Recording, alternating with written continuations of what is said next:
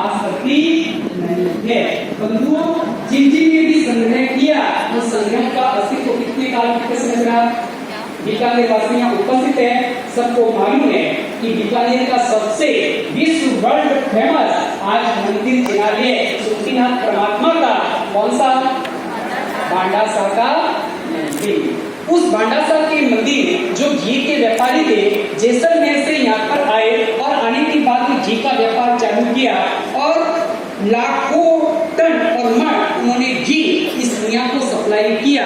और साथ साथ में अब आपसे पूछा जाए कि भांडासा की दुकान कहाँ पर थी और भांडासा का घर कहाँ पर था और भांडासा ने जितना घी बेचा वो घी का अंश इसके पेट में और आज भी उपस्थित है। कौन बता सकता है?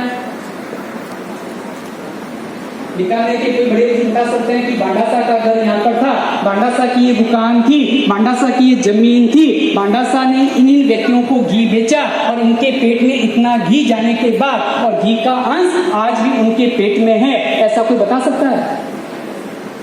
बता सकता है? कहाँ गया सब? 400 साल के इतिहास को देखते देखते देखते ये सारा जितना भांडासा ने अपने जीवन के लिए उपयोगी बनाने के लिए और भविष्य में अपनी पीढ़ियों के लिए उपयोगी बनाने के लिए जितना संग्रह करके गए होंगे वो काल के ग्रास में, पुण्य के अभाव में सब कुछ क्या हो गया, मिट्टी मिट्टी में मिल गया।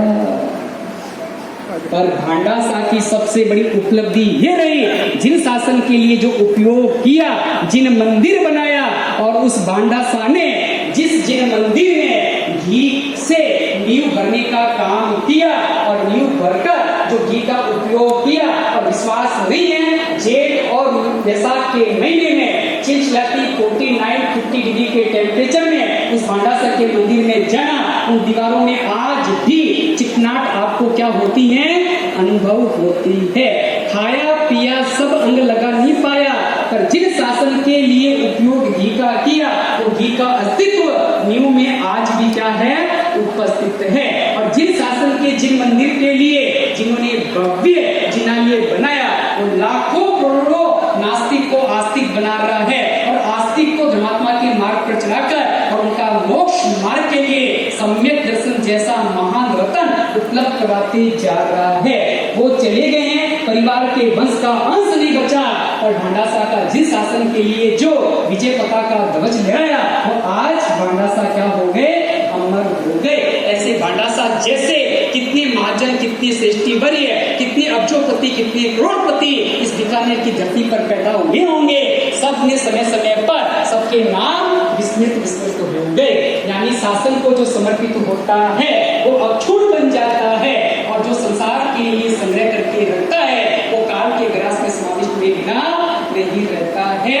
इसलिए बीकानेर वासियों एक दिन और दिमाग में बात क्यों करेगा, जितना पुण्य लोग से कमाया है उन सारे माल की आपके पास दो व्यवस्था है, क्या तो देकर जाइए या छोड़कर जाइए। लेकर जाने की तीसरी व्यवस्था आपको कभी मिली नहीं और कभी मिलने वाली नहीं है। देकर जाइए या छोड़कर जाइए, पर लेकर जाने की व्यवस्था आपको मिलने वाली नहीं है। अब ध्यान से सुनिएगा, दिया हुआ अमर हो गया और रखा हुआ राख हो गया। आप अनुभव कर लेना, बीकानेर के घर के वास्तुओं का जब निर्माण होता है और नींवें खोदी जाती हैं, कोयले निकलते हैं, राखें निकलती हैं, ये राख और कोयला कुछ भी नहीं है। जिन्होंने संग्रह कर करके भूमि में डाटा, भूमि में जमा कर करके रखा और रखा हुआ क्या हो गया, राख हो गया।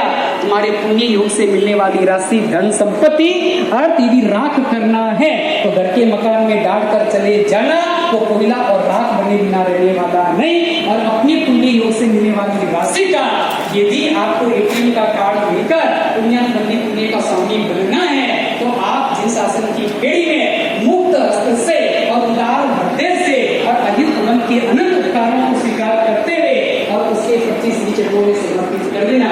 क्योंकि नदी यदि रेगिस्तान में मिलती है तो नदी का अस्तित्व क्या हो जाता है, समाप्त हो जाता है। और कोई नदी यदि सागर को जाकर मिल जाती है, सागर का स्वरूप धारण कर लेता है। बस नदी जैसा माल, नदी जैसा मंदिर जैसी संपत्ति